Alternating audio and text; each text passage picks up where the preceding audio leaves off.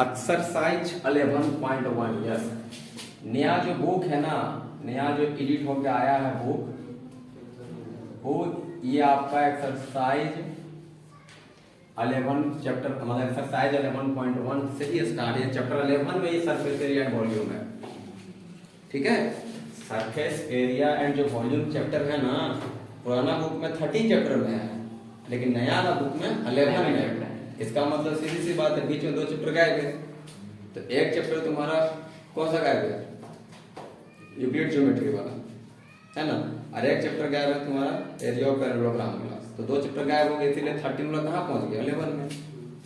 तो ध्यान देना, क्वेश्चन नंबर जो 4 है वो ये है कि ए कॉनिकल टेंट है। अब सीधी सी बात है भाई, कॉनिकल टेंट है तो कुछ इस तरह का टेंट होगा। अब टेंट है तो नीचे जमीन में तो कुछ बनाया नहीं, और टेंट जो भी यूज हुआ होगा पूरा केवल बस इन एरियाओं में यूज हुआ होगा, नीचे तो नहीं यूज हुआ होगा, है ना। तो जो टेंट है वो 10 मीटर का हाइट का टेंट है, यानी यहाँ से लेकर यहाँ तक का जो ये हाइट हुआ वो आपका 10 मीटर का है। क्लियर यहाँ तक? उसके बाद बोला है and the radius of its base. इसका जो रेडियस है, बेस वाला रेडियस, यहाँ से जो यहाँ तक का जो रेडियस होता है वो आपका दिया हुआ कितना? 24 मीटर। Find salient height. और सीधी सी बात, अगर सेलेंट हाइट निकालने बोल रहे इस टेंट का, हम लोग जानते हैं कि ये हाइट और ये आर के बीच में 90 डिग्री का एंगल बनता है। और इसी पार्ट को, ये वाला जो लेंथ दिख रहा है, ये वाला साइड वाला, है ना, इस लेंथ को ही हम लोग क्या बोलते हैं? Salient height. तो फिलहाल हम लोग को जो गिवन हम उसको लिख लेते हैं। गिवन में हमको ये मालूम है कि हाइट दिया हुआ है, कितना दिया हुआ है? 10 मीटर।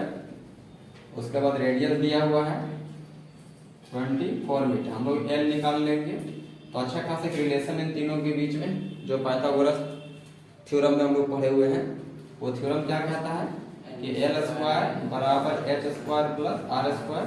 तो एच का वैल्यू कितना है? 10। तो 10 का स्क्वायर, आर का वैल्यू है 24 का स्क्वायर इक्वल टू, इधर हो जाएगा 10 स्क्वायर 100 प्लस 24 576। तो एल जब उधर जाएगा स्क्वायर बन के एल जाएगा उधर अंडर रूट, तो एड करने से कितना मिलेगा? 676। किसका स्क्वायर रूट है? ये स्क्वायर रूट है कितना का? 26 सेंटीमीटर का। तो जो पहला का आंसर हुआ वो यहाँ हम लोग का क्लियर हो गया। ऐसा क्यों लग रहा है कि बनाया हो? सेकेंड नंबर ध्यान देना,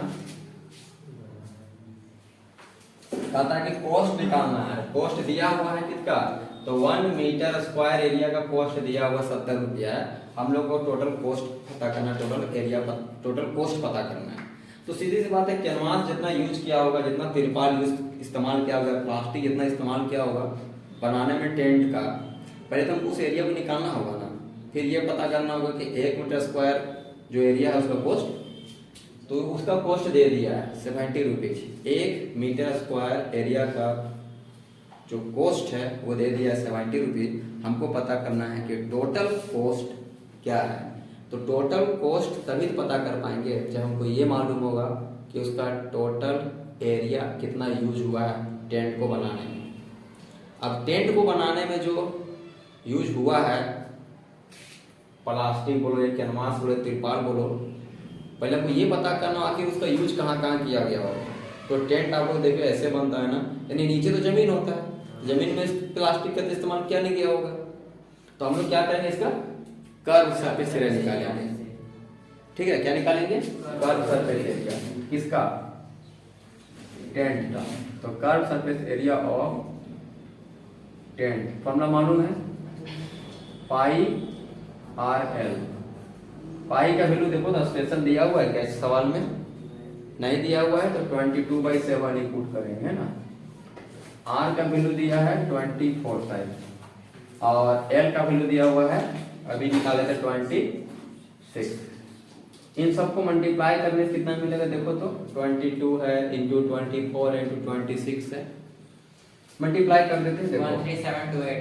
अच्छे से मल्टीप्लाई करना, 1 3 7 2 8, ठीक है ना। डिवाइड बाई 7 कितना आया था? डिवाइड देने से तो इसका जो फाइनल आएगा टोटल क्वेश्चन नंबर 5 है।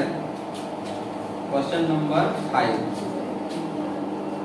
What length of tarpaulin 3 metre length. देखो सबसे पहली बात समझना है कि अगली बार देखो ये एक ऐसा एक रेक्टेंगल तिरपाल है ना, और इस रेक्टेंगल तिरपाल का जो ब्रेथ है वो 3 मीटर का है, और हम लोग को इसका लेंथ पता करना है ना, इसका लेंथ जो है वही फाइंड करना है। और इस तिरपाल का यूज करके एक कॉनिकल टेंट बनाया जा रहा है। क्या बनाया जा रहा है? Conical tent. हाँ, इस तिरपाल का इस्तेमाल करके कॉनिकल टेंट बनाया जा रहा है, और उस कॉनिकल टेंट का हाइट है 8 मीटर। हाइट कितना है? 8 मीटर। और बेस ऑफ रेडियस है 6 मीटर।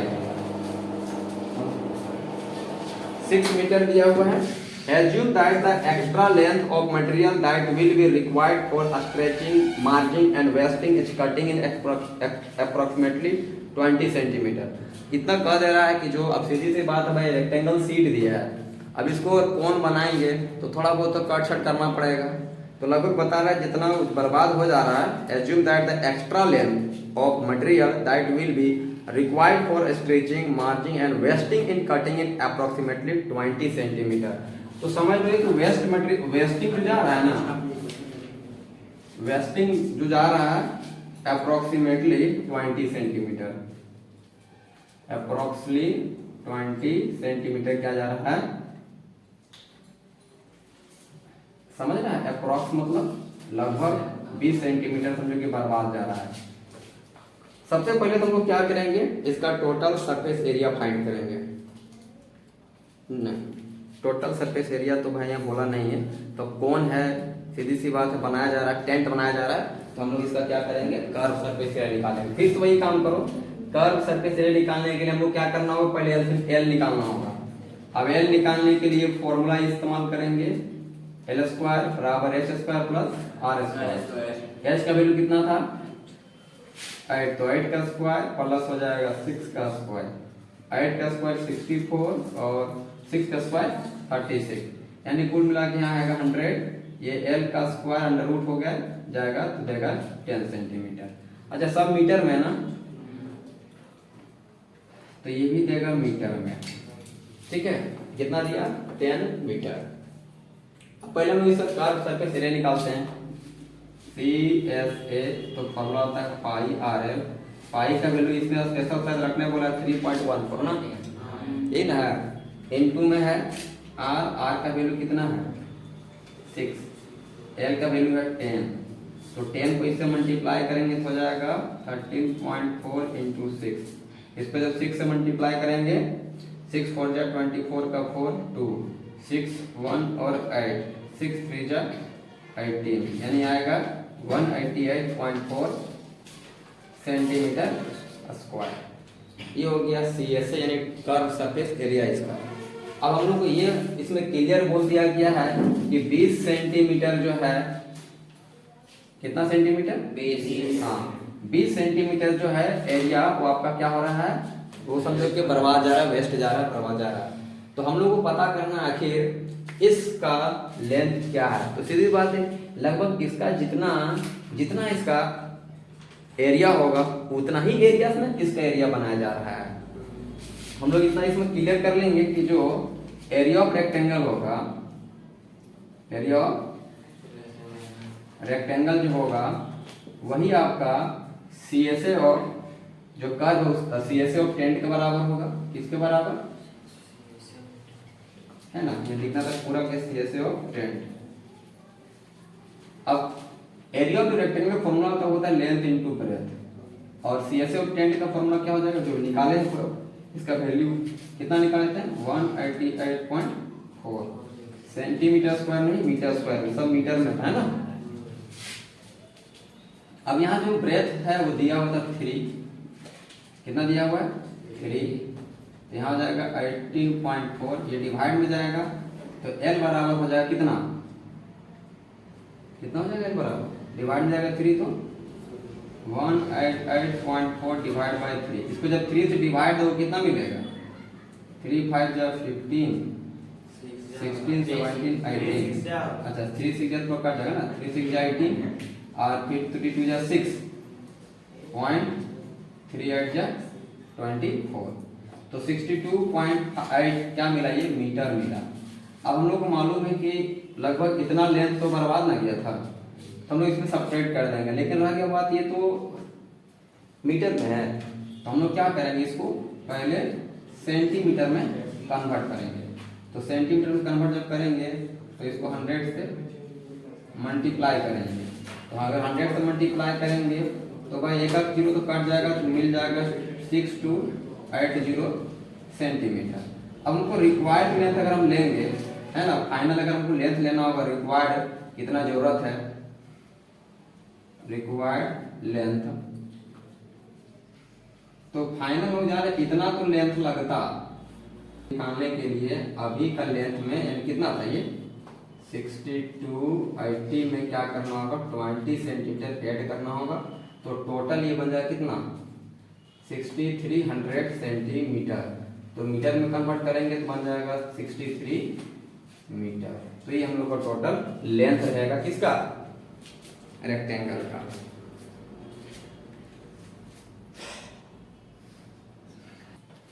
क्वेश्चन नंबर जो 6 है उसको देखना, ध्यान देना। क्वेश्चन नंबर 6 पे, क्वेश्चन नंबर 6 में है कि the slant height and base diameter of a conical tent दे दिया हुआ है। इसे कौन है, ये क्या दिया हुआ है, कोन दिया हुआ है। और इस कोन का दो चीज आपको गिवन है, एक तो इसका सेलेंट हाइट मालूम है और दूसरा इसका रेडियस मालूम है। जो कॉनिकल हाइट दिया हुआ, सॉरी सेलेंट हाइट जो दिया हुआ 25 सेंटीमीटर दिया हुआ, क्या दिया हुआ है, सेलेंट हाइट, यानी कि L बराबर 25 सेंटीमीटर।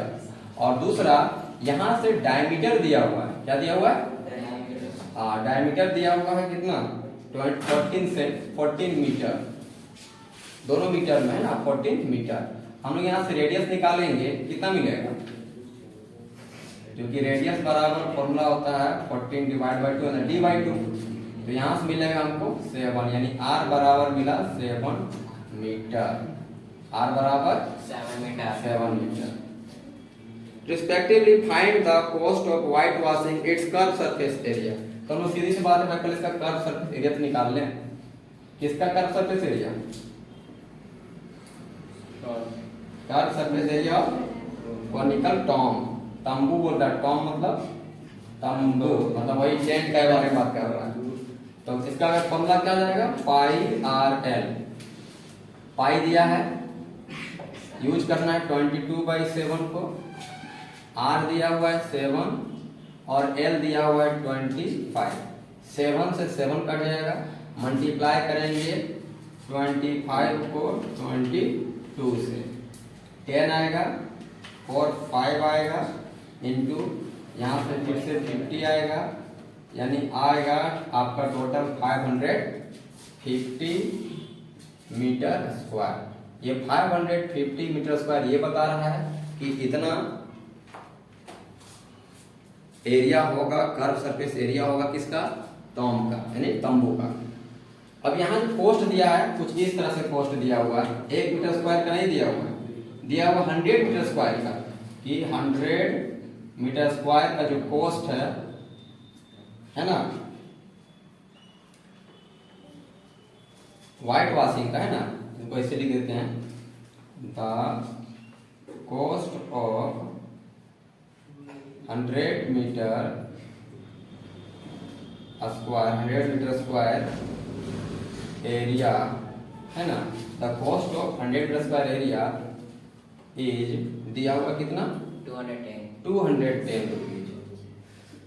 और हम लोग सबसे पहले निकालेंगे the cost of 1 metre square area का, वो आएगा आपका 210 डिवाइड बाई 100, कितना रुपीज निकलेगा 1 मीटर स्क्वायर का।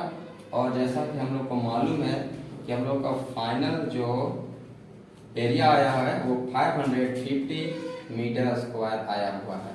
तो हम लोग इसमें क्या करेंगे, 550 को मल्टीप्लाई करेंगे, हमको फाइनल रुपीज मिल जाएगा। ये 1 0 से 1 0, ये 1 0 से 1 0, अब बच गया 55 इंटू 21। तो 55 को जब हम मल्टीप्लाई करेंगे 21 से तो कुछ इतना मिल जाएगा हमको 5511 है ना। तो वो आंसर है इतना 1155 रुपीज। ठीक है। अगला जो क्वेश्चन नंबर है वो 7 है। 7 बोला है कि ए जोकर कैप है। जोकर कैप मतलब सीधी बात है किसका तो टोपी, जोकर का टोपी। अब जोकर का टोपी तो कॉनिकल टेंट में जैसा ही दिखेगा, यानी सिर्फ कौन के फॉर्म में मिलेगा। इस जोकर कैप का जो राइट सर्कुलर कोन के शेप में है और इसका जो रेडियस है वो 7 सेंटीमीटर दिया हुआ है। आर दिया हुआ है 7 सेंटीमीटर, जो हाइट है वो 24 सेंटीमीटर। ये सब सेंटीमीटर में दोनों है। सबसे पहले तो हमको निकाल लेना होगा क्या, एल, क्योंकि एल नहीं मालूम है। इसमें वही बात बोल रहा है कितना जोकर कैप का जरूरत पड़ेगा। एक वो कैप को बनाने में, एक टोपी को बनाने में कितना सीट की जरूरत पड़ेगा, एक वो टोपी बनाने में कितना सीट जरूरत पड़ेगा, अगर वो पता चल जाता है तो हम लोग 10 गो टोपी को बनाने में कितना सीट की जरूरत पड़ेगा हम वो निकाल सकते हैं। तो एक टोपी का एरिया निकालने के लिए हम क्या करेंगे, क्योंकि टोपी है तो भाई नीचे से तो ओपन होगा, यानी कर्व सरफेस एरिया ही निकालना पड़ेगा। तो पहले तो एल निकालते हैं। एल निकालने का फॉर्मूला मालूम होना चाहिए, H square plus R square. L square equal to H square plus R square. H का वैल्यू 24 का स्क्वायर प्लस आर का वैल्यू 7 का स्क्वायर। ये हो जाएगा 24 का स्क्वायर 576, 7 का स्क्वायर हो जाएगा 49। दोनों को ऐड करेंगे तो हो जाएगा 625 और 625 अपने आप में हो जाएगा, है ना। एल का स्क्वायर उधर कर देते हैं तो 25 सेंटीमीटर देगा। तो एल हमको मिल गया। अब हम लोग क्या कर लेते हैं, ए वो कर्व सरफेस एरिया निकालेंगे। कर्व सरफेस एरिया ऑफ 1 यानी एक कैप का, तो पाई आर एल के बराबर आएगा। और यहाँ पे पाई का वैल्यू रखेंगे 22/7, आर का जो वैल्यू होगा वो रखेंगे 7, एल का वैल्यू आया है 25। ये 7 से 7 कटेगा, 22 को मल्टीप्लाई करेंगे 25 से, शायद अभी मल्टीप्लाई किए थे। 22 को 25 से आया था 550, तो यहाँ हो जाएगा 550 सेंटीमीटर स्क्वायर। तो इससे पता चला कि एक टोपी को बनाने में इतना सीट का जरूरत पड़ेगा हमको। हमको किसका निकालना है, 10 टोपी का। तो 10 से मल्टीप्लाई कर देंगे तो curve surface area of 10 cap तो हो जाएगा 10 इंटू 550 सेंटीमीटर स्क्वायर एरिया, यानी कि 5500 सेंटीमीटर स्क्वायर एरिया, यानी 5500 सेंटीमीटर स्क्वायर एरिया। इतना सीट जब हमको मिलेगा तब हम लोग क्या कर सकते हैं, 10 गो टोपी बना सकते हैं। क्योंकि एक टोपी को बनाने में लगेगा 550 सेंटीमीटर स्क्वायर का एरिया वाला सीट यानी पेपर समझ लो, क्योंकि जोकर का टोपी देखा ही तो पेपर का ही बना रहता है। तो टोटल कितना पेपर की जरूरत पड़ेगा तब जाके हम लोग 10 गो टोपी बना पाएंगे। ये क्वेश्चन नंबर 7 हुआ कंप्लीट।